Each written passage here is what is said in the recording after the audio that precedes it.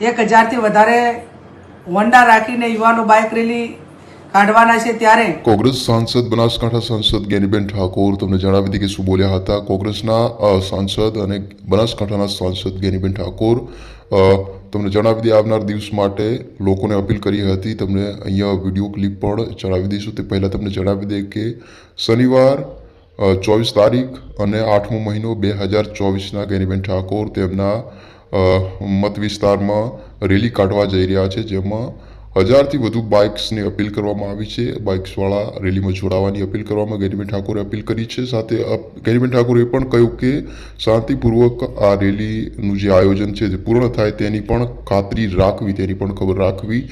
તો video clip અહીંયા તમે જોઈ શકો છો। જ્ઞાનીબેન ઠાકોર તેમના અવાજમાં શું બોલ્યા। જય ધરણીધર ભગવાન।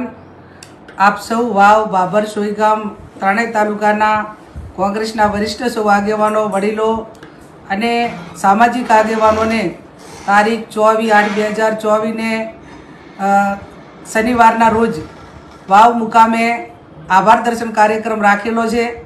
આપ સૌ મોટી સંખ્યામાં ત્યાં પધારો એવું આપ સૌને ભાવભીનું આમંત્રણ છે।